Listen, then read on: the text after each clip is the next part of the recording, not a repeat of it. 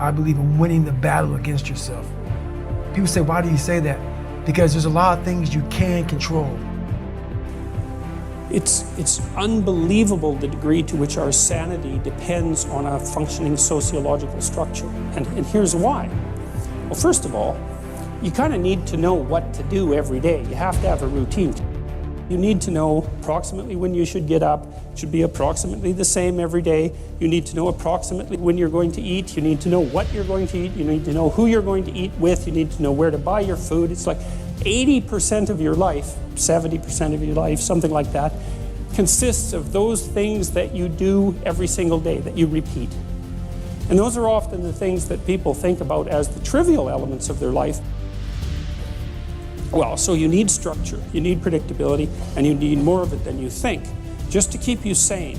Now, if you're lucky, and maybe a bit odd, you can deviate 5% from the norm, or 10% from the norm, or something like that, carefully and cautiously, as long as the rest of you is all well ordered in a normative manner. You might be able to get away with that, and you might be able to sustain it across time, and people might be able to tolerate you if you do it, or maybe you'll get really lucky and you happen to be creative but reasonably well put together, and people will actually be happy that there's something idiosyncratic and unique about you. But even under those circumstances, mostly what you want is to have a routine that's disciplined, it's predictable, and bloody well stick to it. You're going to be way healthier and happier and saner if you do that. When you wake up and talk about making your bed, make your bed, make sure your house is clean, make sure you get your breakfast, make sure you shower, shave, whatever you're doing, control that. Don't hit the snooze button. All these things are very important. That's been told a lot of times. Why don't you hit the snooze button? Because you wake up already failing. You're already behind the power curve. So what happens when you hit the snooze button? You may not make your bed. You may not do your hair the way you want it. You may not pick the right clothes out in the morning time. And I go back to this real quick. Remember how you had a job interview for a job? We've had several of them in our lives. What did you do the night before that job, weeks before the job interview, when you knew you had it? You prepared you had a bowl out for your oatmeal, your cereal, whatever you had in the morning time. Your coffee cup was out. Your clothes were laid out. You studied, you rehearsed, you were ready. You brought your best self. You were going to war with yourself because you wanted that interviewer to see your best self. You won. You got the job. After a few months in that job, you look around, I got the job. You start to back off. The clothes aren't out. You're not ready. You're hitting the snooze button. You don't get up on time anymore. You realize that you can still have this job and not be your best self. The interview you is gone. Your job is gone. You have your job, but the interview you is gone. So winning the battle in the morning time is just that. It's that you wake up in the morning time and you own all this stuff, because once you leave your house, the world then gets at you. And that's why I believe in not getting up in the morning time and checking your phone immediately. Everybody does that. They get up, the first thing they do is grab their phone, look at the phone. Maybe bad news on there. So how's your day start off? I don't go to the gym. I don't make my bed. You're caught up now on that phone. That's how your day starts. You lost control. So once you win that battle in the morning time, then once you go out, now you've won. You go outside your house, you may lose your job, you may have a bad hit, but you won something. So you're going into battle having already won something. Having already won. So then if you hit the snooze button, you go out, you're just defeated already. You're behind the power curve. Now you've won something. You feel better about yourself. So now you're able to take these hits along the way. So that's the mindset that I think it's important to bring with you every day you go, everywhere you go in life. Win what you can.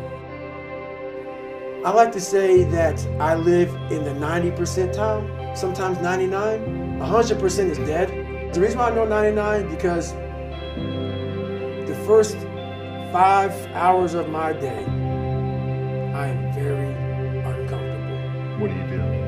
First of all, every morning I get up and people think I love to run. I don't. That's why I do it, and people don't understand the mentality. Oh, you had to love it, man. No. Running has changed my life because every morning I know I'm going to do it. If you know every morning you do something that you don't like, every morning I'm going to do it for, and guess what? If I just ran for an hour a day is 24 hours, right? What percent is that? What's 1 hour of 20? Was that 4%? A small percent.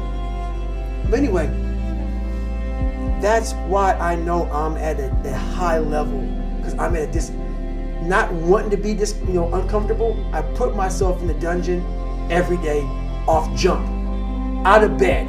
While most people lose the battle in the morning, like once you leave your beautiful house, the war starts. Nowadays it starts before you leave home. The phone rings, social media's up, the world's attacking you. If you don't control what you can to build that armor, so in the morning time, what I'm doing is I'm building my armor. It gets broken every night. I get up in the morning time, I start to build the armor, let's run, okay? Gotta do our pushes, our sit-ups, our pull-ups, gotta go to the gym, gotta do our stretch. And at nighttime, every night, for the last 5 to 6 years, about 5.5 years, I've only missed 2 days of stretching for 2 to 3 hours.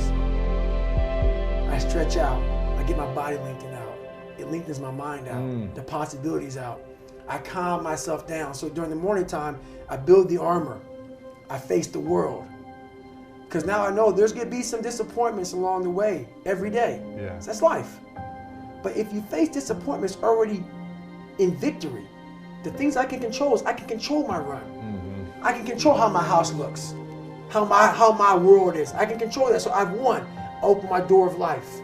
Life starts to beat me down. I'm facing it with the body armor that I created. And now I'm facing life with the proper tools. Unlike, I hit the snooze button, I'm running late, my house is a mess, my mind's a mess. Now life's already beat you. So you open the door and now life hits you and you're already frustrated. You're already in that anxiety mode. You're stressed already. And then life starts to pile more on top of you. You get home, you're exhausted. And that's how life happens to everyone. Because why?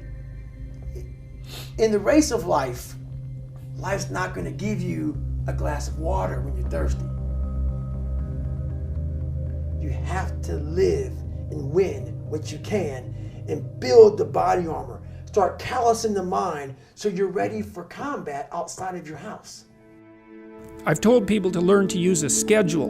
And people often hate schedules because they act as their own tyrants, right? They say, well, you have to do this unpleasant thing, and then here's another unpleasant thing you have to do, and then you have to do this unpleasant thing, and you do that for about 3 days, and you think, to hell with this, I'm not doing that, and you fall off the wagon. That isn't what you're supposed to do with a schedule. You're supposed to use it to design the days that you would like to have if you were taking care of yourself. And so some of that is, you wake up in the morning and you think, here's 5 things I have to do that if I don't do, my life will be worse. It's like paying bills, for example, or taking out the garbage. It's like you have to do those because otherwise things degenerate. So you got to put some of those in the schedule because otherwise tomorrow is worse than today, and that's a bad trajectory. But you also want to build in things, you've got to act in some sense like you're dealing with a relatively recalcitrant 9-year-old.